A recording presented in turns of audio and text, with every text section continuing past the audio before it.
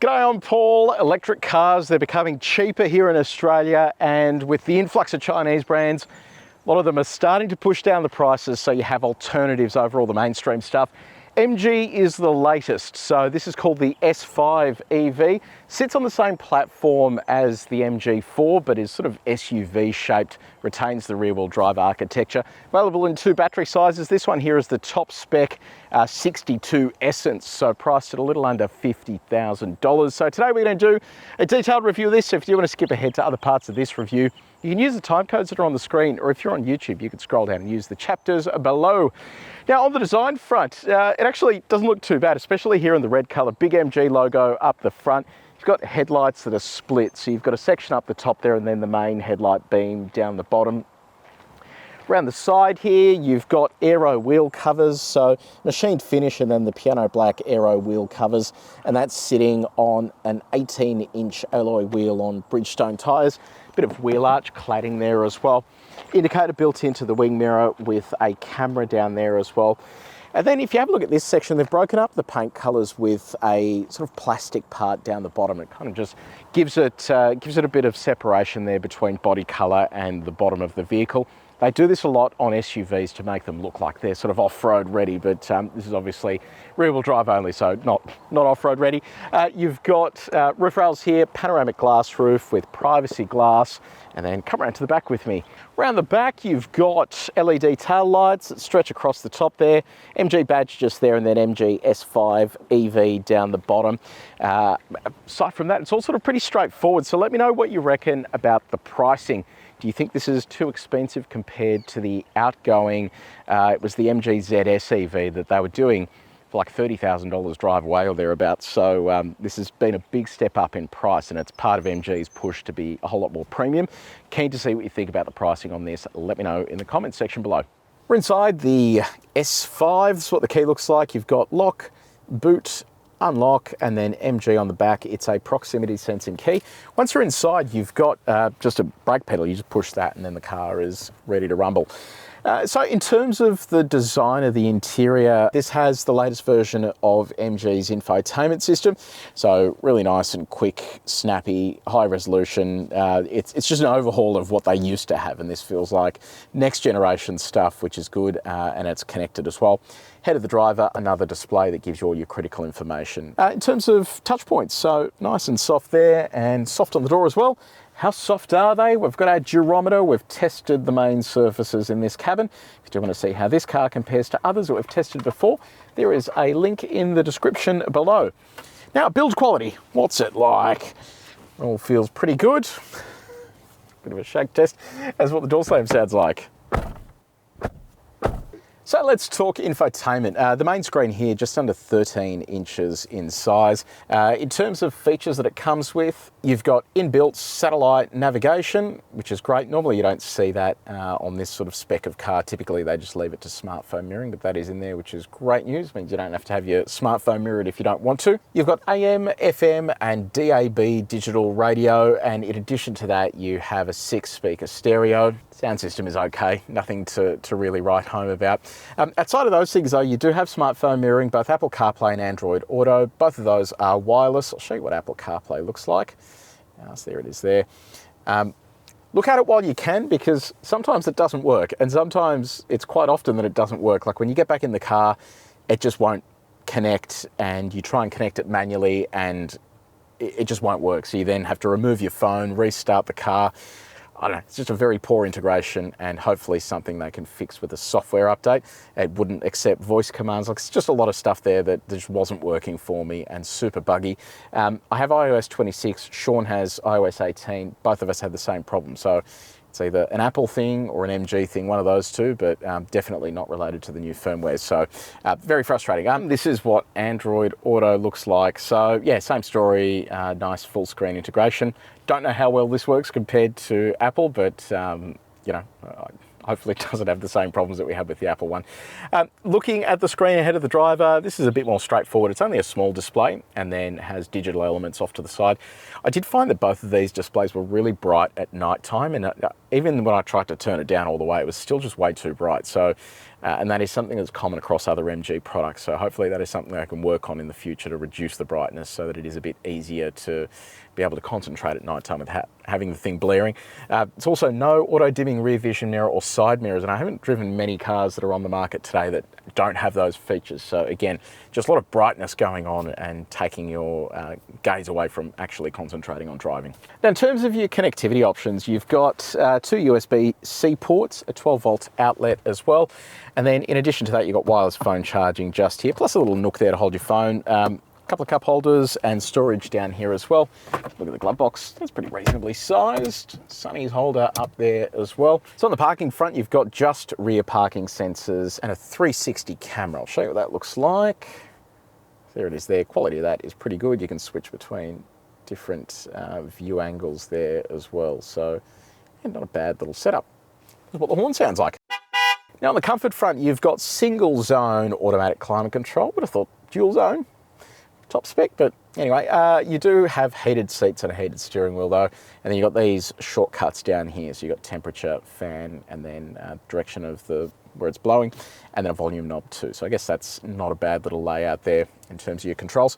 On the seats, they're like this interesting combo. You've got like a leather and then this fabric material.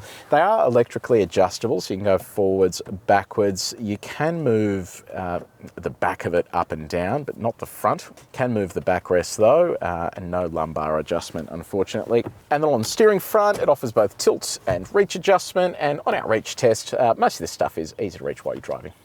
Now, second row, the room here is actually not too bad. You've got decent knee room, toe room's not bad, headroom is good. Map pockets, you've got air vents, USB-C outlet.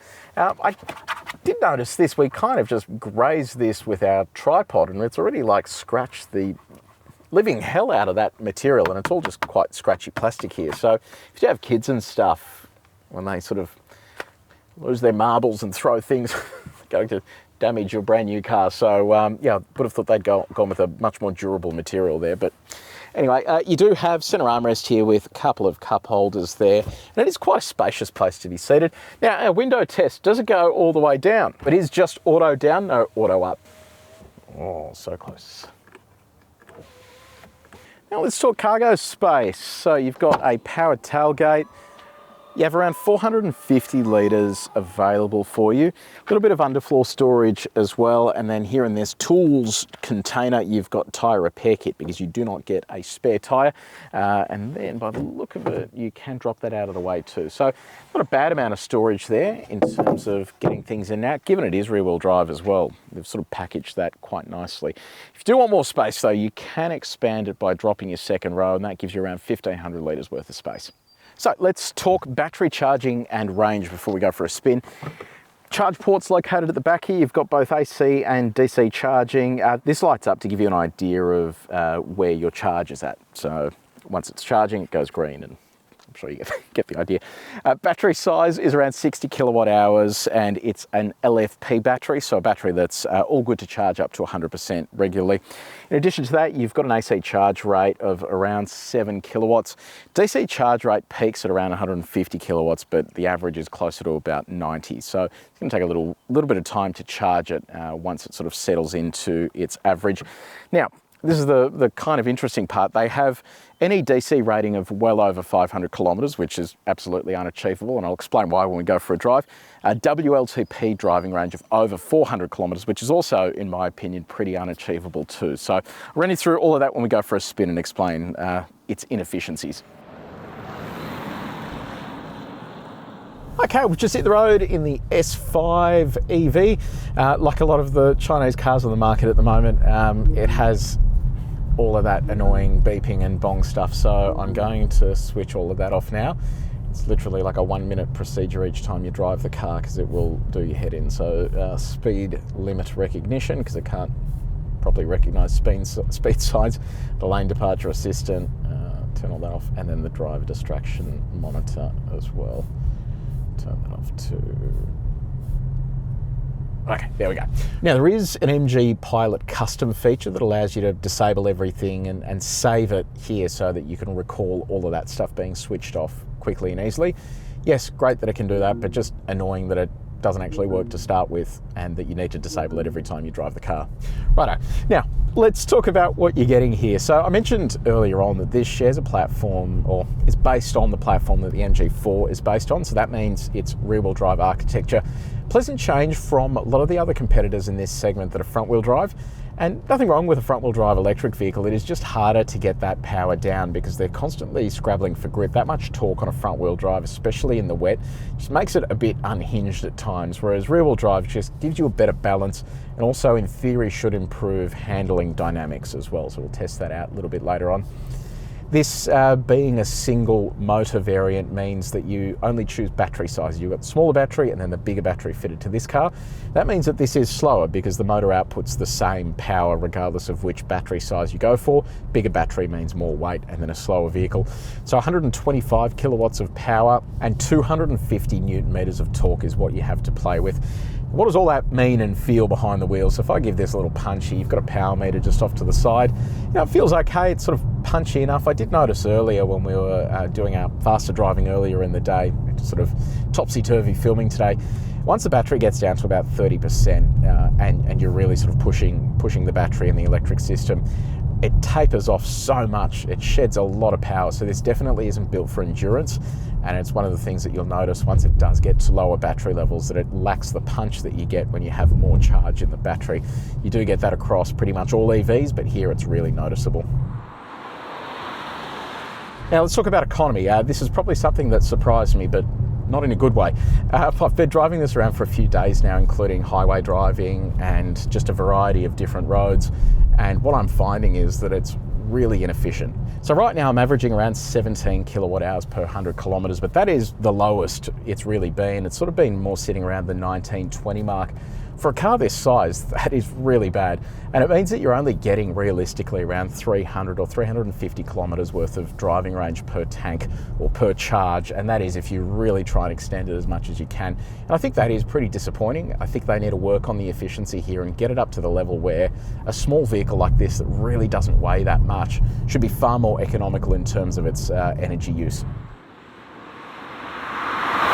Now on the ride front, they've actually done a reasonable job here. I thought that the ride was probably going to need a bit of work. The Chinese market cars often aren't built for Australian conditions, but this one is actually not too bad. So we've got our sine waves coming up here. We do the sine waves at 130. It's the maximum speed limit in Australia, and also just simulates a country road if you ever go for a country road drive. So let's dial up 130. So this is designed to test what body control's like. And you can see right there, like it's not amazing, but the body itself is controlled quite nicely. You do get a little bit of side-to-side movement as the car traverses those sine waves, but it's not the end of the world and it's not going to upset the balance too much. It's worth pointing out as well, there is a single pedal drive mode that tends to work pretty well. It can be a little clunky at times, but it does what it's meant to do, which is slow the vehicle down, brings it to a stop, and allows you to have that stronger braking that you need when you want to bring the car to a full stop without having to touch the brake pedal. Okay, it is bouncy road time. We do this at 90 k's an hour. It's representative of a shocking quality road here in Australia, so we'll see how well the suspension handles all this sort of stuff. Yeah, nice. Actually doesn't feel too bad. We've got our condensed sine wave coming up here as well. Yeah, it's very nice and composed over that too. Yeah, I'm just surprised how well this rides. They've done a great job with it.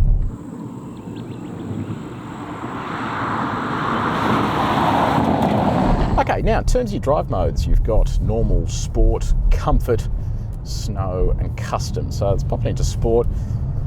Do a lap of the ride and handling track just to see what this feels like. We test all cars back to back in the same way, just to see how they feel when they're pushed a little bit harder. So being a rear wheel drive, hopefully this feels decent through the corners. Steering feel isn't too bad.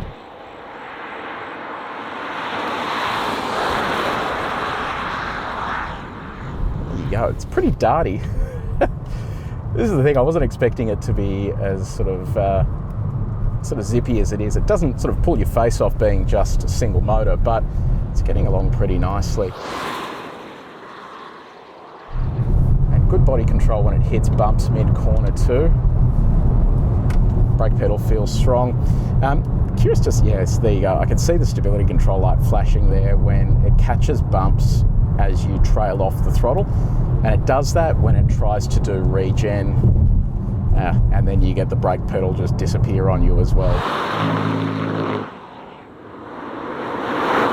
Probably a little bit of work to be done there. I don't think they're billing this as a sports car or anything, but I'm pretty surprised how well the body is controlled here through these faster corners. It shows you they've put a bit of effort into tuning that ride and handling combo. So yeah, not a bad job. Now let's talk about road noise. You've got a fair bit of it. This really does lack the type of sound insulation and deadening that I would expect from a car like this. You've also got motor noises as well. It's going to be a bit hard for our audio to pick up, but whenever you get on the throttle, you can hear the motor. It's quite noisy, and you know it's not the end of the world because it's not like an internal combustion engine where it has different tones. It's just something that you do notice on occasion, and I think could be ironed out with a bit of refinement. And just on road noise as well, you do get a bit coming into the cabin, especially on coarse chip roads. We did put it up against our calibrated sound meter to see how it would go. And you can actually compare this to other cars that we've tested before. There's a link in the description that will take you to a list of all the other cars we've tested and their equivalent readings. Now, in terms of visibility, I can see clearly down the front there. That's all good. Wing mirrors are nice and big. Visibility out the back isn't too bad. It's got a decent sort of camera system as well, so you can easily see what's going on around you. Now, I want to show you what I meant earlier when I was talking about the low speed maneuvering on hills. So I had to parallel park on a hill, and I was quite impressed with my parking effort. But when it came to leaving, obviously I had parallel parked on the hill and there was a car in front of me, and this hill here is probably a good example of how steep it was. I just want to show you what it does. So if you pretend that the car is parked here like this, you put the car in reverse and then you want to back up. So you just apply the throttle and it just starts rolling forward to the point where I basically need to have my foot all the way in the firewall for it to actually go backwards. And because I didn't know it was going to happen, it just started rolling forward and I thought I was going to hit the car in front, had to slam the brakes on. So it's so weird, they almost like it doesn't have a hill hold, and then it allows the car to just roll forward instead of just holding it in position. And it seems to be linked to this mode here where you've got heavy press or light press for the throttle. But even when it is in its light press mode, it will still roll forward and requires you to have quite a healthy dab of throttle to bring it back up. So yeah, just a weird one, and something that I think they probably need to get sorted, because it sort of catches you off guard, and if you don't know what you're doing, you're going to just run into the car in front of you when it rolls forward. Okay, so let's test our semi-autonomous systems. We do this on our Bowl at 70 kilometers an hour, so quickly get this set up for 70 k's an hour, and then we'll switch on the assisted driving feature. All right, steering wheel is blue. So we use our 3 outer lanes here to see how willing it is to hold itself in the lane. So in this first lane, it's not too bad. We'll jump over to the next lane. See how this goes. All right. Whoa, not very good. It just veered towards the line, and at the last second it sort of swung back in. So I guess it's okay because it didn't go across the line, but a little bit clumsy there. Let's just see what it's like up on the top lane here. All right, so just wait for that to go blue. Okay. No, it's just not willing to do that. So yeah, look, it's okay, just not amazing. Okay, time to do a little bit of performance testing. So we're going to go 0 to 100, then all the way through to 120, just so we can see what the 80 to 120 overtaking time is like. I think the official figure is something like 9 seconds or so. And turn stability control off, have that in sport mode. Okay, here we go. Yeah, tiny bit sluggish off the line. I think they try and limit torque. All right, so there's 90, 100, and 120. Okie dokie, let's see how that feels. details. All right, so we are talking 0 to 100 in 8.6 seconds and 80 to 120 in 5.78 seconds. So, you know, okay times, nothing sort of too crazy there, and about what you expect for a vehicle in this price bracket. Okay, let's see what the brake and tyre package is like. Let's stop from 100, here we go. Sorry, stuff went flying. Actually felt pretty decent from here. Let's have a look. So 100 to 0, nice, 2.54 seconds, 35.62 meters. That is a very impressive stopping distance. Anything between 35 and 40 is really good. So if you want to see how this car compares to others that we've tested before, there is a link in the description below. Now, how fast does it go in reverse? Here we go. All right, 41 kilometers an hour.